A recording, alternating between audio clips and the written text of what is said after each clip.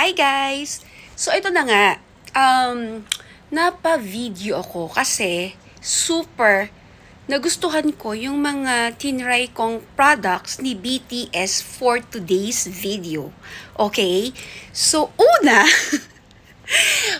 ginamit ko actually, yun naman talaga yung ginagamit ko na, yung 24K gold na sabon. Ano siya, for melasma, and recently kasi nagkaroon ako dito ng melasma. So, tinutuloy-tuloy ko lang yun. Maganda siya, as in. And then, tinry ko kasi mga bagong dating yun eh. So, after nun, meron siyang inintroduce na ito. Yan. Si Walnut body sunscreen. Actually, ito, nakikita ko na siya even before, nung hindi pa siya nagbebenta. So, ito, nakikita ko siya dun sa mga online seller na taga Pinas. Sabi ko sa kanya, bumili siya nito. But then, hindi niya ito nabili nung unang trip niya. So, nung pangalawa na, hindi ko naman siya ni-remind, pero nakabili siya. Kaya, may nagad ako ng 4 pieces. And then, nakalagay dito is, body siya. Actually, nung dinemo nga siya, nung una ko siyang nakita, dun sa live seller na taga Pinas, is, dito siya dito sa braso. Yung nagiging instant bright yung braso mo. So, though hindi naman ako madilim, but still, nakakatuwa siya kasi ang twist is, ginamit ko siya sa face ko ngayon. So, ginamit ko siya. And ang ganda, promise. Hindi ko alam kung pwede siyang gamitin sa face. But the fact na nakalagay dito, ayun nga, body sunscreen. Anyhow, pinapakiramdaman ko kung mangangati yung face ko. So far, so good. Hindi pa naman. Kasi medyo, alam niyo naman, sensitive ang face natin. Lagi tayong, ayan, kagaya niyan. Lagi tayong may mga alaga. Hindi sila nawawala. Hindi nila ako iniiwan. At least, diba, may forever ako. Kahit man lang dun sa mga alaga ko. And ang nakakatuwa pa dito is, yun nga, ginamit ko siya sa face. Nag-serum muna ako. Yung serum ko na ginamit is, ano serum yung ginamit ko? Nakalimutan ko na. Yung sa Paula's Choice. Ayun. Kasi yun ang ginagamit kong, hindi siya serum. Para siya sa mga pimples. Kasi nga, meron akong active dito. Tsaka dito. Yan, na pimples. Kaya, gusto ko siyang matuyo. So, yun muna yung ginamit kong serum. Pero, ang ginagamit ko talaga is yung namain ko din sa, yung La Roche-Posay na namain ko sa kanya, yung niacinamide. Kasi nga, may mga acne marks ako. So, yun yung ginagamit ko.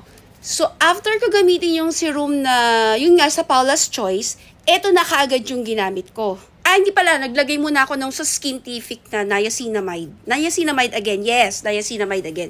And then, ito na. Kasi ayoko maraming patong-patong, so ito na.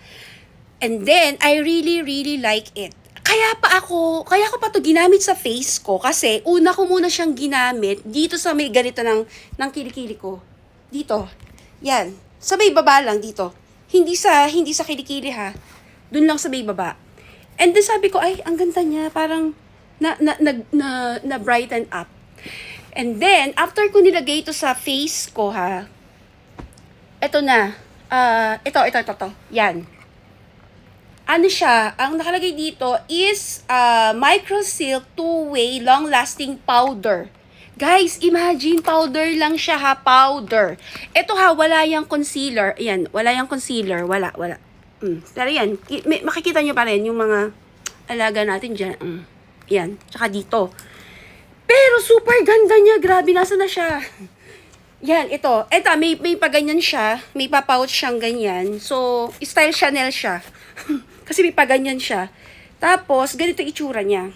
Ayan. So, yung pumili ng shade na to is si Miss Eileen. Kasi, nakita na niya ako. So, alam niya kung ano yung shade ko.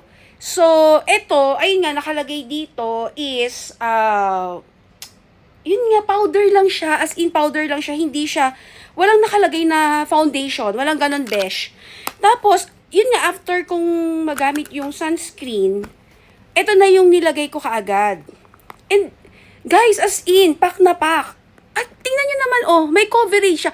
Okay, hindi natakluban yung pimples ko. Ayan, oh. Hindi siya kayang takluban. Kasi nga powder lang siya. Tsaka yung, yan, yung mga agimat ko dyan. Yan. But still, diba, not bad. Diyos ko, grabe na ito. Kaya after nito, tatawagan ko talaga si Aileen. Magpapareserve ako ng ilan? 4 ba? Kasi baka maubusan ako. Ayan, ganyan na itsura niya, guys. Hindi siya, ano ba siya? Hindi siya cushion. Hindi rin siya foundation. Ano siya? As in powder. But, full cover siya. As in, promise. Ay, ayoko na magsalita. Pero kasi kung makikita nyo ako na walang powder, as in, ang dami kong chismis sa mukha, as in, madami. Tapos, ayan na, pagkalagay ko nito, as in, parang, wow, shucks. Habi ko, bakit natakluban ang mga chesmes? Chesmes talaga, hindi chismis. Chesmes natin sa mukha.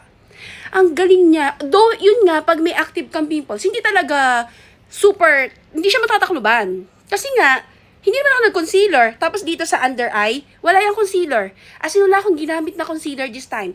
Ito lang talaga. And then after nito is, konting-konti lang na blush on. And then after ng blush on is, ayan, yung konting bronzer lang. Parang, dito. Yan, ganun lang. Wala, as in, walang plakadong makeup na ginawa ako. Tapos dito, yung konting concealer, and then, light lang na lipstick. Ganun. Ang ganda-ganda niya. Tapos, ito, yan. Ito sa underarm, and then sa mga singit, sa tuhod, sa siko. Ayan. So, kaka-start ko pa lang nitong gamitin. Galing din to kay BTS. Yan. Thanks to you, Sis Aileen. Ang ganda-ganda niya. Yan. So, hindi ko pa masasabi na bilib ako dito. Kasi, ngayon ko pa lang siya gagamitin. So, ayun nga. So, sana, hindi nga umano yung kilikili natin. Ganyan. So, ayun nga. Sana, hindi naman siya ganun kadilim. Pero, ayan. Hindi siya ganun kadilim. Pero, ayun nga, nilagyan ko siya ng ganyan. So, tingnan natin kung super effective talaga to. Kasi ito, sinadjust lang ni Aileen. Okay? Tapos, meron pa siyang sinadjust na ganito. So, hindi ko pa masasabi kung effective to along with this. Kasi tatanungin ko pa nga siya kung paano ulit gamitin to. Nakalimutan ko. So, pero ito, nakaka-glow daw. So, let's see. Kapag nagamit ko na siya and effective, nako, twin, malunggay, a-advise ko kayo. And then ito, grabe, super panalo nito. As in, powder ko siya dito sa leeg, sa katawan, ang bango.